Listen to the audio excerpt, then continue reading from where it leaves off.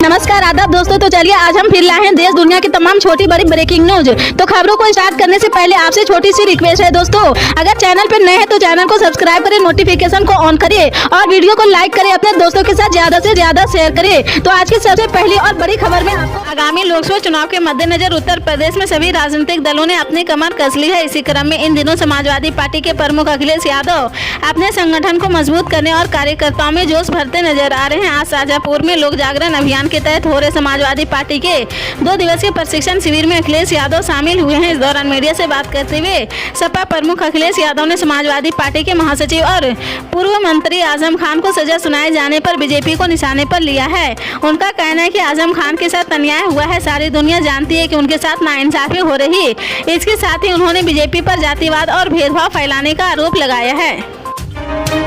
तृणमूल कांग्रेस की सांसद महुआ मोइत्रा इन दिनों सुर्खियों में बनी हुई है। पहले बीजेपी सांसद निशिकांत दुबे द्वारा उन पर सवाल पूछने के लिए रिश्वत लेने के आरोप लगाए गए हैं और अब रियल एस्टेट अरबपति निरंजन हीरानंदनी के बेटे दर्शन हीरानंदनी सरकारी गवाह बन गए हैं। इन सबके बीच अब टीएमसी ने पार्टी नेताओं के उस मुद्दे पर भी कुछ भी नहीं बोलने को कहा है। सूत्रों के मुताबिक टीएमसी इस मामले पर नजर बनाए हुए हैं। पार्टी सुप्रीमो ममता बनर्जी के मामले की जानकारी दी गई है और पार्टी नेताओं को उस मामले पर नहीं बोलने को कहा है। पार्टी ने फिलहाल वेट एंड वॉच की नीति अपनाई है, क्योंकि मामला सांसद की एथिक्स कमेटी के पास चला गया है और वह उचित समय से फैसला करेगी।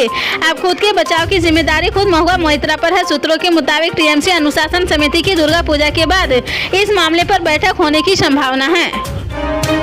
पीएम नरेंद्र मोदी ने भारत के प्रथम ट्रांजिट सिस्टम का गाजियाबाद के साहिबाबाद से नमो भारत रैपिड ट्रेन का 11.25 पर शुभारंभ किया है। पहले फेज में साहिबाबाद से दुहाई स्टेशन के लिए दौड़ी नमो भारत रैपिड ट्रेन यह सफर 17 किलोमीटर का होगा। पीएम नरेंद्र मोदी ने टिकट खरीदा और नमो भारत रैपिड ट्रेन के पहले यात्री बने हैं। इस ट्रेन में सुरक्षा के साथ साथ समय की बचत होगी और दिल्ली एनसीआर क्षेत्र के लाखों यात्रियों को इसका लाभ मिलेगा। इजराइल और हमास के बीच चल रही जंग में हिजबुल्लाह भी उतर सकता है। हिजबुल्लाह की ओर से इजराइल के खिलाफ मोर्चा खोले जाने की बात कही जा रही है। हालांकि अमेरिका नहीं चाहता कि इजराइल की हिजबुल्लाह से टकराव हो। बाइडेन एडमिनिस्ट्रेशन ने इजराइल से हिजबुल्लाह के खिलाफ सैन्य अभियान शुरू नहीं करने का आग्रह किया है। अमेरिका चाहता है कि मौजूदा युद्ध गाजा से आगे नहीं फैले। ऐसा होने पर इसे रोकना एक चुनौती बन सकता है। टाइम्स ऑफ इजराइल के मुताबिक अमेरिका मानता है कि 7 अक्टूबर को इजराइल में हुए हमास के हमले से करीब 1500 लोगों के मारे जाने के बाद से लेबनान के आतंकी ग्रुप हिजबुल्लाह की इजराइल की उत्तरी सीमा पर हलचल बढ़ी है, जिसका इजराइल भी जवाब देना चाहता है। हमास के हमले का अनुमान लगाने में विफल रहने के बाद इस बात पर चर्चा है कि इजराइल को हिजबुल्लाह के खिलाफ लड़ाई कर सके उसे कमजोर करना चाहिए। अमेरिका के लिए चिंता का कारण है।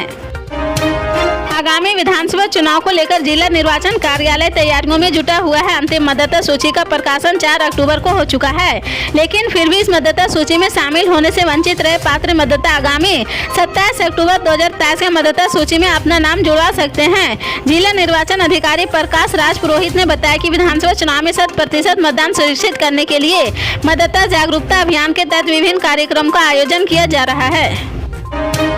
इजराइल और हमास के बीच जंग जारी है और इसी बीच फलस्तीन मामले में समाजवादी पार्टी के सांसद डॉक्टर एसटी हसन ने प्रधानमंत्री नरेंद्र मोदी की तारीफ करते हुए कहा, प्रधानमंत्री अच्छे इंसान है। सपा सांसद ने कहा कि हमने कई बार उन्हें पार्लियामेंट में भावुक होते हुए देखा है।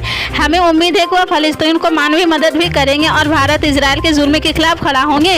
इसके साथ ही सपा सांसद एसटी हसन ने कहा कि इंडिया गठबंधन बड़े नेता आसानी से टूटने नहीं देंगे। हमें उम्मीद है यूपी के कांग्रेस के साथ टिकटों का बंटवारा भी हो जाएगा। वहीं सपा सांसद एसटी हसन ने सपा नेता आजम खान की सजा पर कहा कि निम्न स्तर की राजनीति देश में हो रही। आजम खान को तरह तरह से परेशान किया जा रहा। हमें उम्मीद है कि उन्हें बड़ी अदालतों से राहत मिलेगी।